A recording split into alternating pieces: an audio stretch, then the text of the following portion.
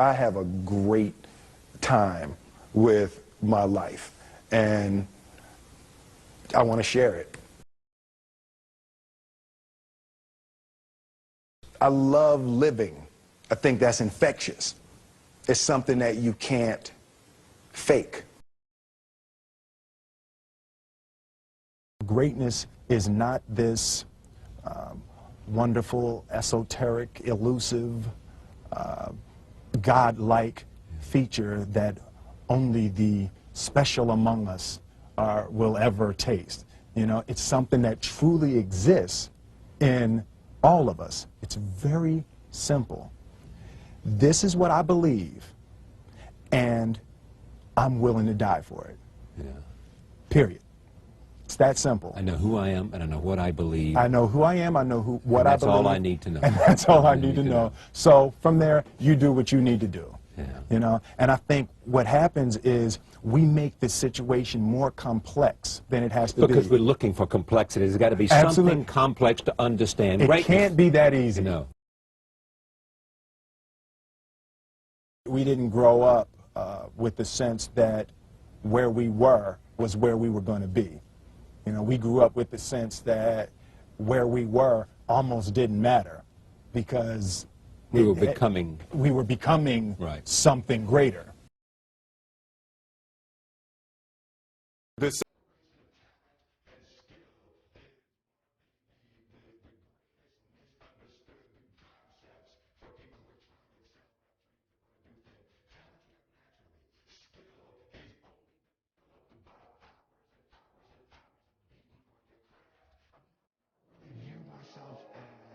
particularly talented.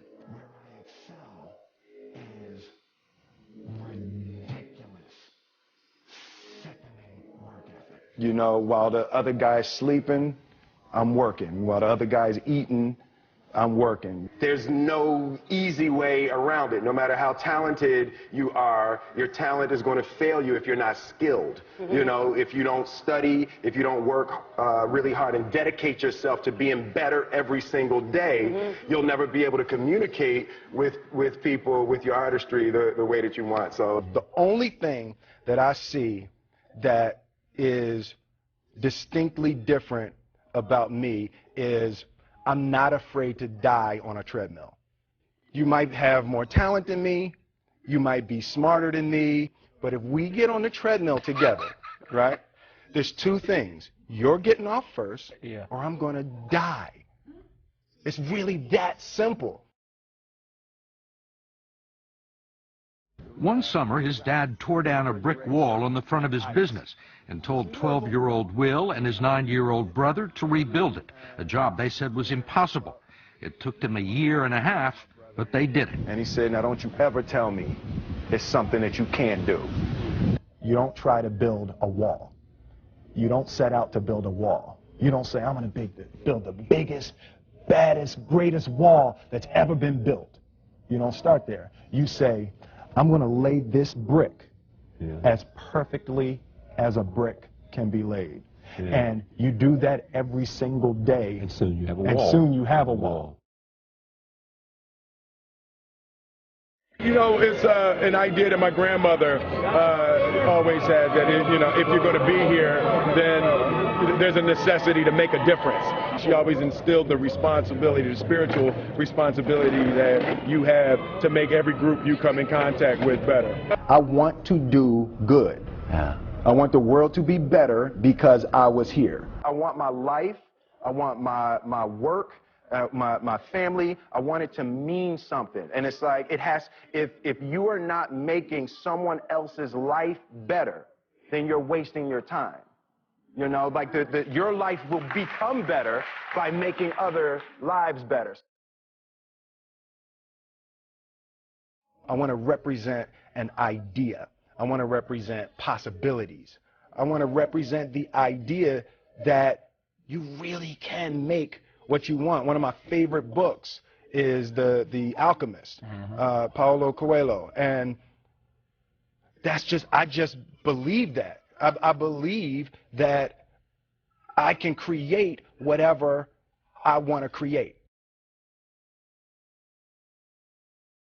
The first step before anybody else in the world believes it is you have to believe it. There's no reason to have a plan B because it distracts from plan A.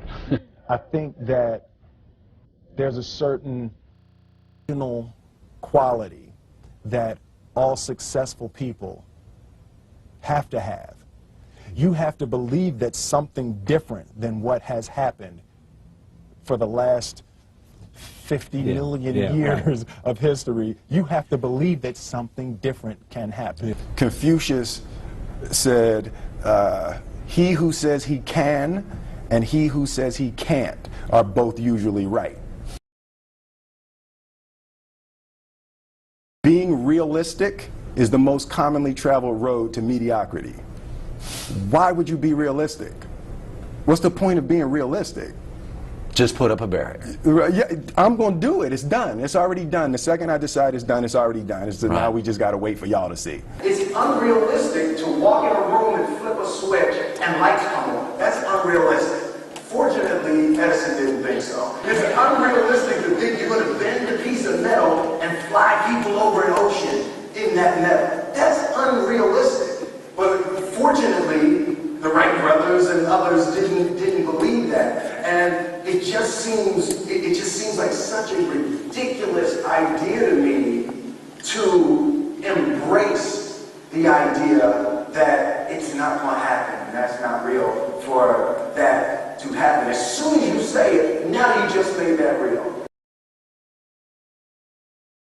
Our thoughts, our feelings, our dreams, our ideas are physical in the universe. That if we dream something, if we picture something, if we commit ourselves to it, that is a physical thrust towards realization that we can put into the universe. That the universe is not a thing that's going to push us around. That the world and people and situations are not something that are going to push us around. That we are going to bend the universe and command and demand that the universe become what we want it to be. I study the patterns of the universe. There's a redemptive power that making a choice has, you know, rather than feeling like you're at effect to all the things that are happening.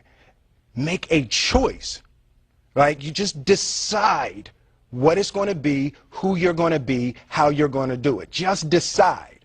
And then from that point, the universe is going to get out your way. It's like it's water. It wants to move and go around stuff. You know, there's a flow of the universe that I've grown to know just how to go with it. I realized that to have the level of success that I want to have, it's difficult to spread it out and do multiple things. It takes such a desperate, obsessive focus. You really got to focus with all of your fiber and all of your heart and all of your creativity. I'm motivated by fear. Fear. You know? Fear of what? Fear of fear. I hate being scared to do something.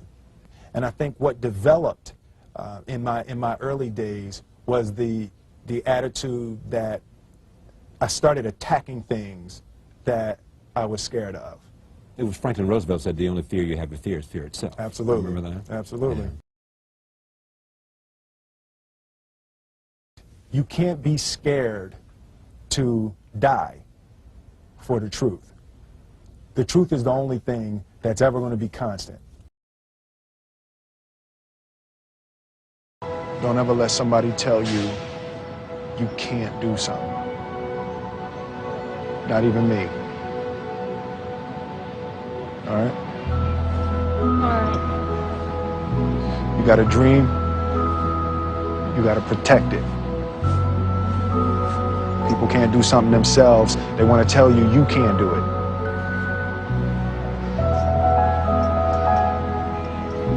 You want something, go get it. Period.